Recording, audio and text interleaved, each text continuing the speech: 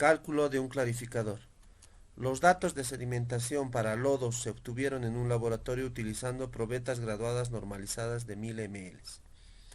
Los resultados obtenidos de muestras con sólidos en suspensión oscilan entre 589 y 11.775 miligramos por litro. Para la instalación que hay que diseñar, la concentración de sólidos en suspensión en el afluente del clarificador secundario se considera de 3.533 miligramos por litro. Los datos de concentración en la zona de sedimentación están incluidos en el siguiente cuadro. Ojo, 1000 ml equivale a 34 centímetros, que es la altura de la probeta. Curva de 1 a la 11, con concentración inicial de sólidos en miligramos por litro, de 589 hasta 11.775, pasando por 3.533.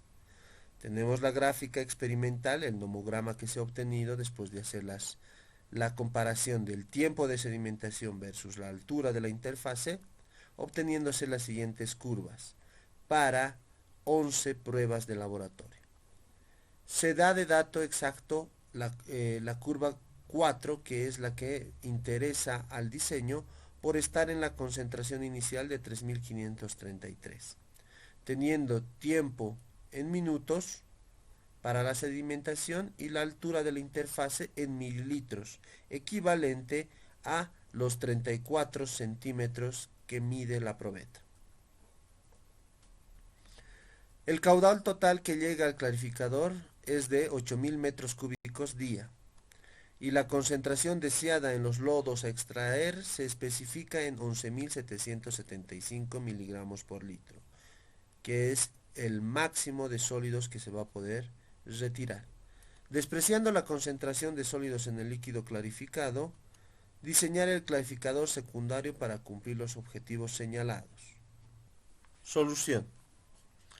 Para el cálculo de la velocidad de sedimentación, para las zonas y los datos que se generan, podemos realizar lo siguiente. Se va a explicar específicamente para la curva 4, el resto se ha de obtener de los datos dados en el enunciado. Para la curva 4 se da datos de tiempo en minutos y se da altura de la interfaz en mililitros, lo cual aplicando algún programa podemos graficar y obtener la siguiente gráfica. Entonces, a través de esta gráfica vamos a poder determinar el tiempo mínimo de sedimentación que va a tener nuestra muestra de agua residual o agua cruda que queremos nosotros tratar. Entonces, comparamos gráficamente los valores que se nos han dado y tenemos que calcular un valor de tiempo que va a ser el límite mínimo, es decir, un tiempo crítico para sedimentación, para con el cual poder obtener una velocidad. ¿Cómo se obtiene esa velocidad? Tenemos que trazar una línea tangente, es decir, una línea que cruce la mayor cantidad de puntos posibles de nuestra curva y extrapolar esa línea hasta cortar el eje el eje del tiempo, ¿no? Y ese tiempo que se va a calcular es el tiempo que se va a utilizar para el cálculo de la velocidad. Trazamos una recta del valor cúspide de la altura de la interfase, que en este caso es de 1000 ml, y desde ahí bajamos tocando la curva en la mayor cantidad de puntos hasta llegar a chocar con el eje X. Y se lee ese valor en tiempo, que aproximadamente para el valor que yo he calculado, o mejor dicho, que estoy leyendo en el nomograma, es de 17,5 minutos, el cual podríamos leer directamente del nomograma que se nos ha dado inicialmente, como lo pueden ver en este momento. Desde el punto A, que son los 1000 ml de altura que tiene inicialmente la muestra, y utilizando la curva 4, que es la que está acá, hacemos exactamente lo mismo, extrapolamos y podemos llegar a leer exactamente 17,5 minutos. ¿Sí? Ustedes pueden utilizar esto, pero como nos han dado estos datos, es mejor trabajar con esos datos, graficar esos datos y sacar un valor más exacto. Aplicando la altura de agua residual en la probeta y el tiempo extractado de la anterior gráfica, se puede realizar el siguiente cálculo. La velocidad de sedimentación idealmente es la distancia que recorre el sedimento respecto del tiempo que tarda en recorrer esa distancia. Entonces la velocidad de sedimentación va a ser igual a 0,34 metros, que es el equivalente de la altura inicial medida en mililitros de la probeta. 1000 mililitros equivale a 0,34 metros, que es la probeta llena de agua. Y a partir de ahí, hasta llegar al valor de tiempo crítico, que tarda 17,5 extractado de la gráfica, se obtiene una velocidad de sedimentación, valga el término promedio, una velocidad también denominada crítica, que me va a poder ayudar a determinar otro parámetro que vamos a ver enseguida. La velocidad de sedimentación crítica calculada a través de este método gráfico va a ser igual a 0,019 metros por minuto para la curva 4, que es el caso en el cual la concentración inicial es la concentración de nuestro clarificador. Si procedemos de la misma manera con todas las demás curvas mostradas en nuestro nomograma inicial dado en el enunciado, vamos a obtener los siguientes valores.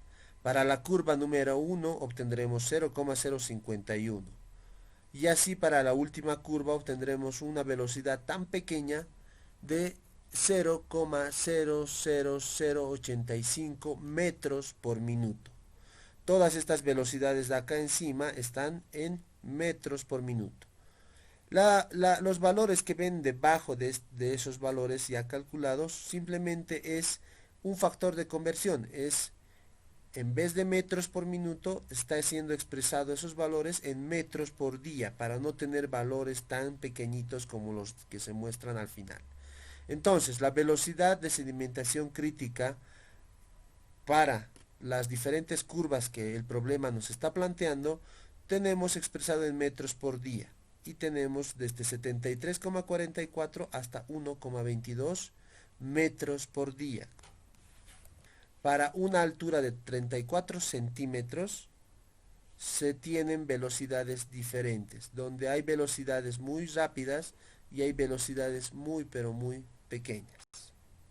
Ahora bien, el problema nos da valores de concentración de sólido inicial en miligramos por litro y nosotros tenemos que transformar a unidades más compatibles con los cálculos que estamos realizando, por tanto transformamos a kilogramos por metro cúbico, obteniendo de esa manera los siguientes valores, desde 0,589 a 11.775.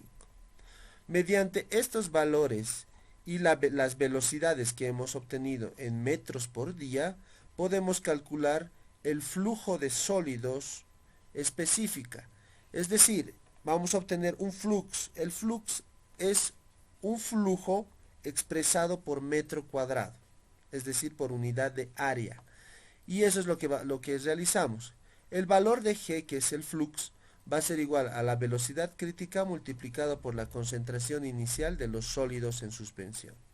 Y se obtiene que desde un valor de 43,3 a un valor de 14,4.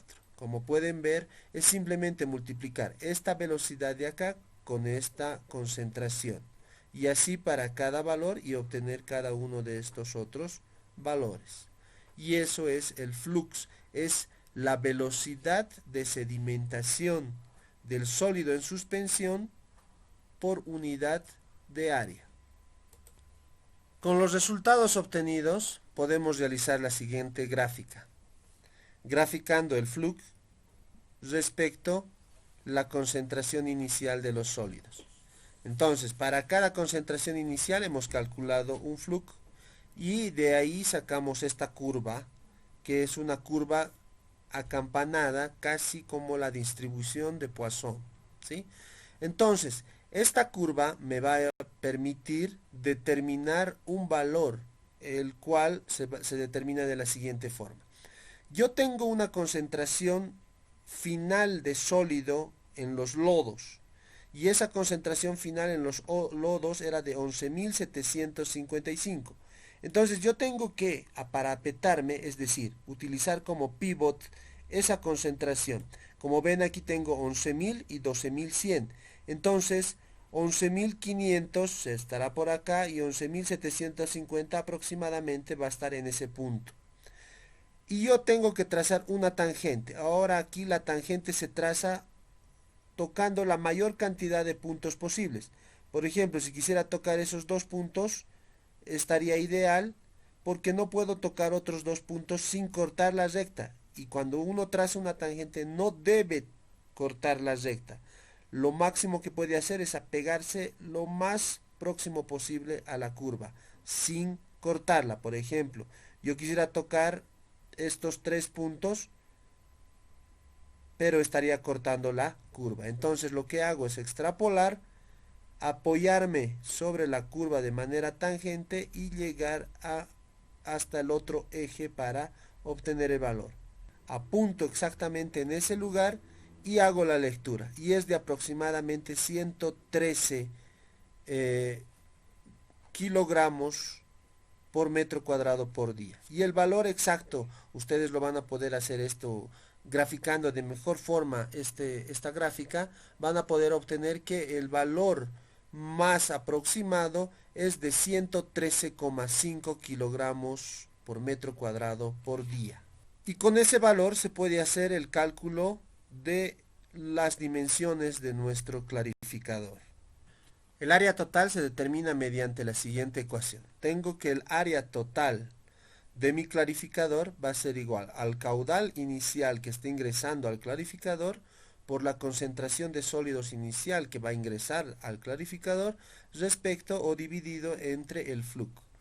Entonces aplicamos los valores obtenidos y encontramos que el área total es de 248 metros cuadrados. Ahora bien, aquí ya es decisión del diseñador y también es una decisión muy importante de tomar si tu clarificador va a ser una piscina de sección cuadrada o rectangular en el caso más apropiado, o un clarificador de sección circular. Eso depende del diseñador y también mucho depende del espacio que se vaya a ocupar y de las propiedades de agitación que se le vaya a dar al clarificador.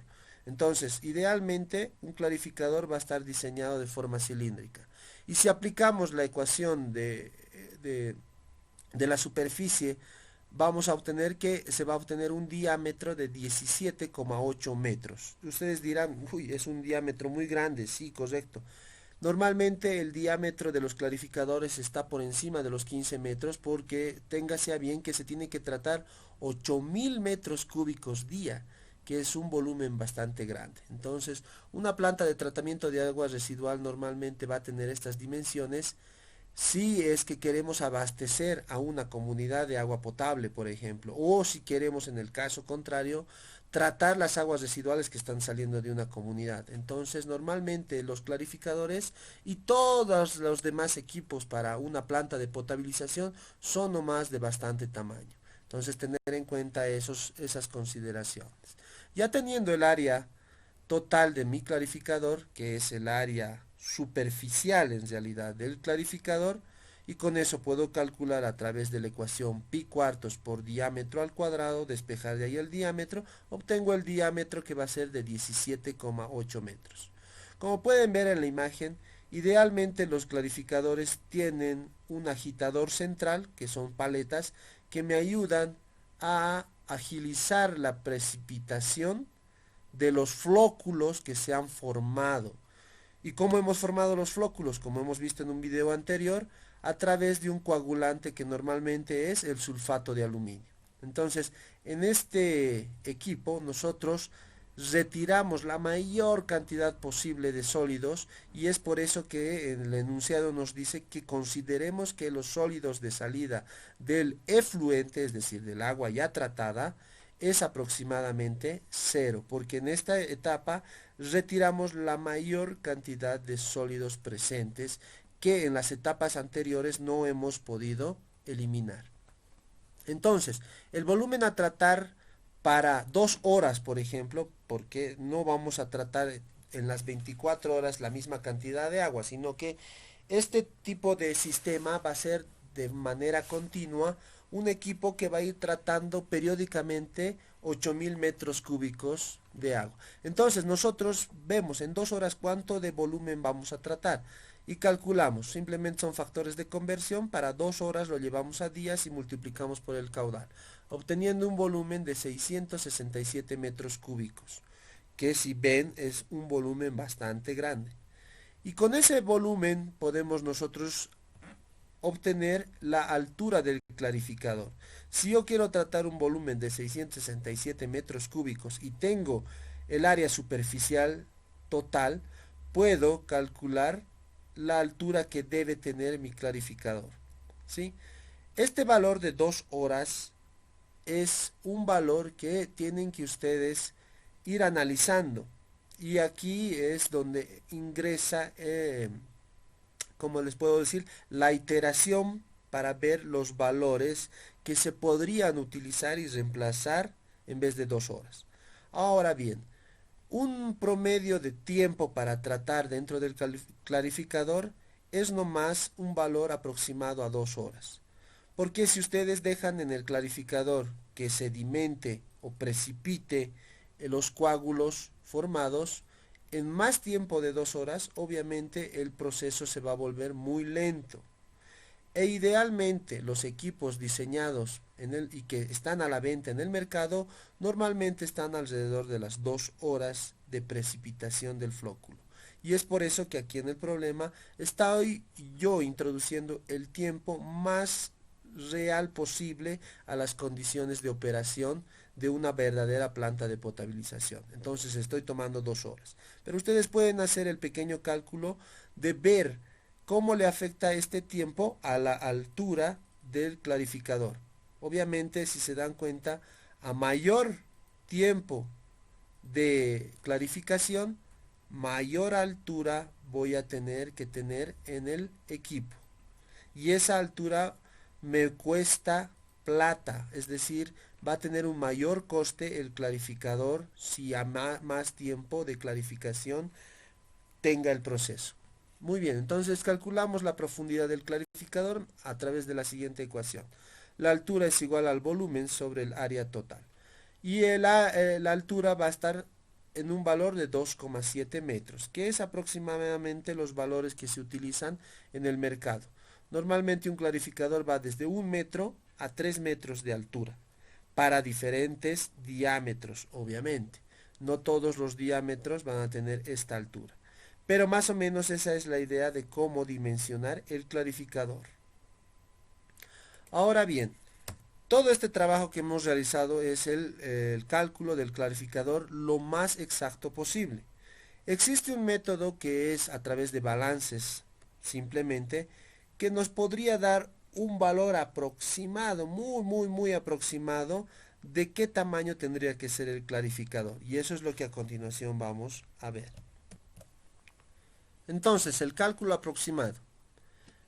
Yo voy a determinar con este cálculo aproximado el área mínima que necesita el clarificador. Como pueden ver, aquí tengo un pequeño diagrama de balance que dice que lo que está entrando es el afluente, lo que va a salir es el efluente o caudal de salida, y voy a tener un caudal separado donde tengo una concentración de lodo. El lodo normalmente es lo que se va a retirar por la parte inferior. Entre el agua cruda va a salir el agua tratada, porque todavía no es potable, es un agua tratada simplemente a través del clarificador, y va a salir un lodo, ¿sí? Que ese lodo es el que se ha formado a través del floculante. Entonces yo hago el balance de entrada igual a todo lo que sale. Todo lo que entra tiene que salir. Entonces de ahí obtengo la siguiente ecuación. El caudal del efluente E va a ser igual al caudal sub cero que está ingresando al clarificador multiplicado por la pendiente que se va a formar a través de las concentraciones de los sólidos. XU es la concentración del lodo o de los sólidos que se están separando del caudal, ¿sí? y X0 es la concentración del afluente y XE es la concentración del efluente.